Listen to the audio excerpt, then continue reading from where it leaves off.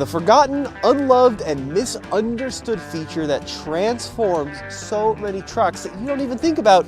In this video, we're talking about, well, I'll show you. We got a really cool test planned. The unsung hero of trucks for decades, in my opinion, is a differential option that GM has been using since 1973. It's called the G80. It's an RPO code, and it's a locking rear differential that is completely automatic. It's been in production for over 50 years now, and it's such an effective system that gets either ignored or a lot of hate online, but we're going to talk about why it is so special. Now, there's some videos online if you want to see in detail how the G80 works, but it's a system that relies on the differential in wheel speed between left and right wheels. And when that differential in wheel speed is somewhere around 100 revolutions per minute, the G80 clicks into action. There's a spring-loaded mechanism that catches on these little pawls that works on a little camshaft to apply force in the differential and then essentially lock both rear wheels, in this case, together at the same speed. It's completely automatic, requires no air from like an air locker, requires no electronics. It's just a simple, reliable, effective solution. And I'll show you how it works. So this is the TFL SlipTest. We get various wheels stuck in purpose in these rollers to see if the four-wheel drive systems can get us unstuck. Now I've got one rear wheel in the rollers. It's the right rear wheel. The left one is on the ground. I'm in two-wheel drive, traction control off. And in a typical open diff situation, this is game over because that wheel's going to spin, that wheel's not going to do anything because of the differential action, and then you're going to need a push or go into four-wheel drive, which we'll do in a sec. But two-wheel drive, traction control off. Here's what I'm going to do. I'm going to let off the brake, and even, I didn't get any wheel spin. Let me make sure I was fully settled there. All right, nice and settled in the rollers, into drive. Okay! So that is a perfect example of what happens with a G80 locking rear diff. So applied some throttle, the wheels started spinning, and then boom, that G80 engaged, the wheel on the ground immediately locked up. We started getting some wheel movement, and we drove right down like nothing even happened. All right, so now we're going to showcase another feature in this Chevy Colorado, which I think is fantastic, which also goes kind of without a lot of respect, and that is the ability to put this truck into a full-time four-wheel drive setting. So typically, as it used to work for generations in these trucks, you drive around every day in two-wheel drive, and then if you went into four-wheel drive, it locks the front and the rear drive shafts together at the same speed, which is great off-road, great in the snow, but it means you don't have a lot of turning effectiveness because the front and the rear diffs essentially start fighting each other as you try to navigate a turn. So then you'd have to go back into two-wheel drive when it dried out, and then back into four-wheel drive when it snowed, and there was this dance you had to do. Well, then GM, once again, a couple decades ago, introduced an automatic setting on the transfer case, which allows the truck to decide when it needs to be in four-wheel drive. And, you know, some of the older ones had some issues, but it seems like a lot of those issues have been sorted out. And let me show you why that is significant. So we're in the rollers now in two-wheel drive. Both rear wheels are stuck. And as I let off the brake here, you can see those wheels are going to start spinning. Right? They're spinning, spinning, spinning. We're stuck in the snow. What are we going to do? Well, typically what you do is you go into four-wheel drive high and then back into two-wheel drive when it dries out.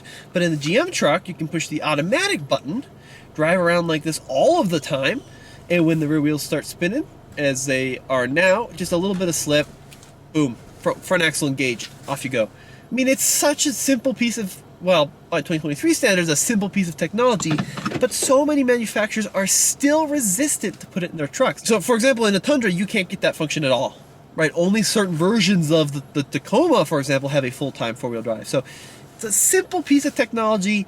You can use it if you want. You can still manually engage four high if you want, but I love that GM has that, even in this bean can truck for 40 grand, which is awesome.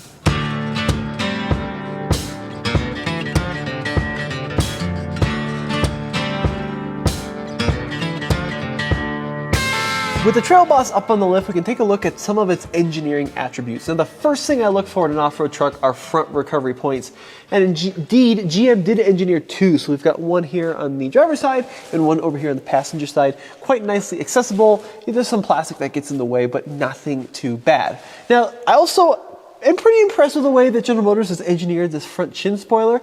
You know, compared to that Tacoma we just had that stuck down almost as a snowplow, this is pretty subtle. It's also removable, but there's a lot more bolts than taking off that of the Toyota. Now, of course, this is an independent front suspension design. It's got lower and upper control arms here, pretty beefy looking. You've got a ball joint on each end, and of course the half shafts leading to that front differential. Now, there's not as much protection up front as I'd ideally like. This really is just you know, a plastic shield. There's not a lot of protection for the radiator up here. Luckily, there is some here for this little like diff guard, so that's quite good. And as we make our way further back, we also have this large cross member, which is nicely shielding the engine from rocks and pokey things. And we also have the fuel filter quite easily accessible. Large sway bar located at the rear portion of the front end. And then moving further back, look, transmission is a little bit more unshielded than I'd like, and it's not tucked up super high. So for an off-road truck, it'd be cool to see a full-on skid plate there. And then we come to the transfer case. Nice beefy guard for the transfer case, which is really, really good to see. And then we also have some additional shielding underneath here as well. As we look at the frame, kind of a chunky frame as well. So we're looking at a full 6 3/4 fully boxed frame front to back. It is, of course, coated. I do believe that GM is still using their wax coating, which they swear by. They've been using for a lot of generations. Fuel tank, it's a little disappointing to see. It's tucked up out of the way, but it is unshielded. That would be a great thing to add in the aftermarket. Big aluminum drive shaft going from the transfer case out to the rear differential, which is pretty standard rear diff. You got leaf springs on both sides. This Trail Boss has the monotube shocks. Look, if you want more capability, and everyone's going to be commenting this, get the ZR2, but not everybody has $55,000, $60,000 to spend on a ZR2. So the Trail Boss is a really good option. And then at the very back here, this is a little bit of cost cutting from GM's part. This truck has such a nice set of proper all-terrains on it, and then they go to a rather crummy spare tire. Not a matching spare. I would love to see them incorporate a full-size all-terrain on that in a Trail Boss truck. But look, it's not a full ZR2 underneath here, but it still has a lot of the stuff you need to go have fun out in the dirt. So next up, we've got the diagonal slip test. So the left front and the right rear in the rollers, the other two are in the ground. We're nice and settled in the rollers. We're going to see how we can get out of this situation. It's very common in the snow, in the mud, in the ice. Okay, I mean, it's just a tiny bit of slipping and the vehicle drove off. So perfect result. That was transfer case in auto, traction control on. Yeah, just a little bit of throttle application. Torque was transferred to where it needed to go, and off we went. So let's step it up to the 3-wheel slip test. All right, so we really stepped it up a notch onto the 3-wheel slip test. So both front wheels are stuck. The right rear is stuck. Only the left rear is on the ground. So that G80 locking rear diff is going to have to do some magic, or the traction control is going to have to do some magic if we're going to get it unstuck. And as always, we're running it in auto on the transfer case. If we get really stuck, we might try 4 high, 4 low, something like that. But I'm confident that we're going to make it through. All right, nice and settled in neutral. Okay, we got some wheel spin. Got some more wheel spin. A little bit more. Traction control's working. Oh, wow. Very cool. So the computer actually, I saw on the screen, it recognized that wheels were spinning. I could feel the traction control working a little bit. I started to feel that torque transfer on the rear end, and we drove right off. Even in auto 4-wheel drive. It's a great 4-wheel drive system in this Colorado. Now this is the hardest test of them all. 3 wheels are stuck except for one of the front wheels, the left front. And this is really hard because open diff in the front is all going to be based on traction control to get us unstuck. Auto setting, no special modes. Let's see if we can do it. Okay, got some wheels spinning. Onto the throttle. Come on, Chevy. Oh yeah. Woo! Oh man, this thing's great. So took a little bit of work, right? The wheels were definitely spinning. Felt the traction control blinking, doing its thing. Let's try put it in off-road mode. Let's see if that has any difference. We've got off-road, terrain, and normal. Yeah, let's try off-road. Okay, stuck.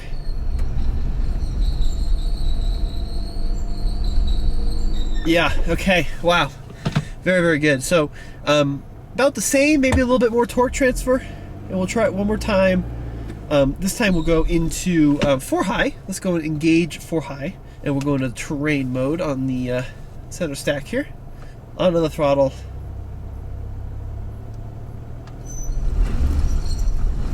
It's working it, it's working it. Okay, that was definitely the most aggressive torque transfer.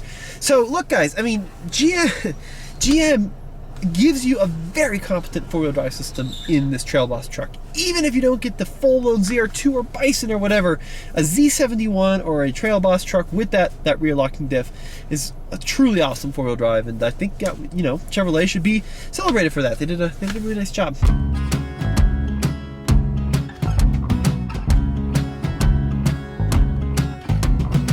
Now look, I don't want to pretend like I all of a sudden discovered the G80 and like it's a big revelation that people haven't heard about. Like it's been around in millions of trucks, and it does have its shortcomings. Like I have seen them explode out on the trail. You get guys that will take these big trucks, add even larger tires to them than the factory had intended, and then tune up the engines, and then you start using a lot of throttle when you shouldn't be using throttle, and yeah, they can explode. I've also seen plenty of them wear out over time, but it's such a simple and I think like beautifully integrated product. It also is not as perhaps effective as a conventional locker because you don't have control as to when it activates, right? An e-locker, you push a button, it's on and off, you get really precise control. The G80 is a little bit more finicky, right? It only comes on when you get that differential in wheel speed between two wheels. So yeah, it's far from perfect, but I mean, I've been saved by G80 so many times in the past. I gotta love them. They come in all sorts of different shapes and sizes and configurations. They come in Z71s, they come in the Trail Boss, they come in the full-size trucks. It's really a cool thing. And we'll show how they work. So we're going through the Onyx Off-Road on-race pit right here, and I've got it at 4 low, and we've got these trenches that we're gonna go through, which is gonna start lifting up various wheels and tires. We're gonna go to the terrain mode here, just like that. All right, we're gonna take it nice and slow. We're not gonna force our way up yet. We want this to be a challenge on the truck. And as we start going through these trenches, we're gonna feel the articulation on this Trail Boss, see how well it can keep the tires in contact with the dirt. It's doing a pretty good job of it so far, but it always gets harder at the top and it also gets steeper. Okay, so there you go. So this is a good example. So took some wheel spin, right? Spinning that wheel, and then it locks up and off you go. So look, it's not, that G80 is not, maybe elegant it'd be the wrong word for it, because it's basically on or off. There's not a lot of finesse to it. It's not like a lot of other clutch-based LSDs where it's like gradual wheel spin and then it starts to lock up. It's not like a computer where it can feed and brakes. It's boom! And it can be a little alarming, and you can get in trouble because it will shoot you forward.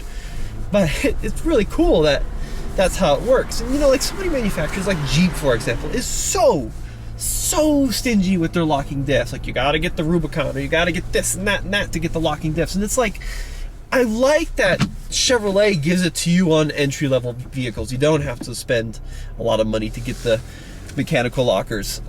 Ford, you know, Ford also has their e-lockers on their FX4s, and they work great, really good too. I like those as well. But I just like that the G80s are all mechanical. Something really cool about that. Now, just out of curiosity, we got this trenches course. We made it up in 4 low, as I knew we would. I'm wondering that the G80 is going to have what it takes to get us up in 2-wheel drive. Let's see if we can make it up that. So, got a neutral 2-wheel drive on the transfer case. Yep, there we go. I'm going to take it out of terrain mode. Let's just go to street mode. Let's let the locker do everything by itself. Let's see if we can do it. Only the rear wheels are being powered. Let's see if we can make it up this trenches course. Okay, you can start lifting up wheels there as it is doing. There it goes. There, felt it lock up. I want to lose momentum here. Make it as hard as possible. Still locked up. Lost momentum. A little bit more. Come on, Chevy. There we go. Get that lock up. It works so well. It really is cool how that works. Yeah, it's a great system. Simple, basic, effective. Congrats to the last 50 years of General Motors. Very impressive. Good work, Eaton. Some people call it a gov lock too, because governor lockup basically is another way of looking at its function. But okay, we're going to try the rocks course now. Going back into 4-wheel drive. and we'll see how she does. More off-road analysis on Andre's Trail Boss here. Go back into 4 low so we get that control. Let's talk about this engine, because this engine was pretty controversial when it debuted, right? This is a 2.7 liter 4-cylinder engine, the only engine available in the new Colorado and Canyon Twins. They replaced the old 3.6 V6. It replaced that little diesel, which everybody loved. But this engine really behaves a lot like a diesel off-road because, first of all, 2.7 liters out of a 4-cylinder, it's a lot of displacement. And this engine has a 102 millimeter stroke. So a 4-inch stroke. It's like big block V8's amount of stroke. So you get a ton of low-end torque.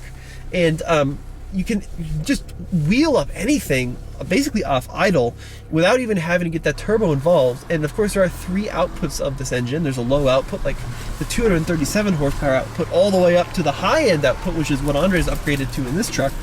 The torque is nuts, right? This, in the high output configuration, this turbo can spool up to 27 PSI, which is a lot of boost. And you're probably worried about reliability. Well, we've talked to the GM engineers, right? It's an aluminum engine with cast-in liners.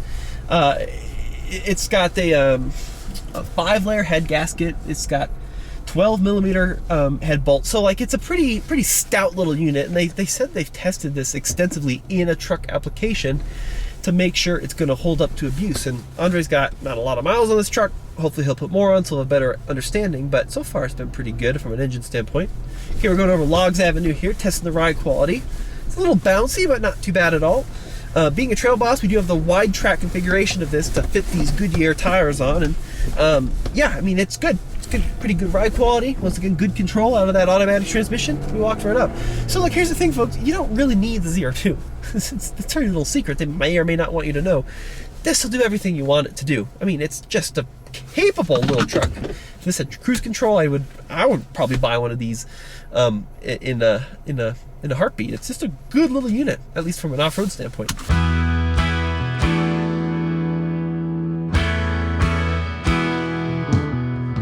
The Chevy Colorado Trail Boss, especially an entry-level one like this, is such an attractive proposition in my mind because you're not paying $65,000 for a mid-sized truck. I think Andre paid low 40s for this truck. And yes, it famously doesn't have cruise control, which is ridiculous, but it does have a lot of the off-road gear you really need, at least to dabble your feet or really dive headfirst into the world of off-roading and overlanding. That G80 locking rear diff, I stand by, is one of the coolest features GM has offered for over 5 decades now. And this vehicle's got the ground clearance, the traction, and the features you need to go hit the dirt. I'd love to know what you guys think in the comment section below. A huge thank you to Andre for letting me borrow this truck for the day, and to Ian behind the camera. We'll see you in another episode.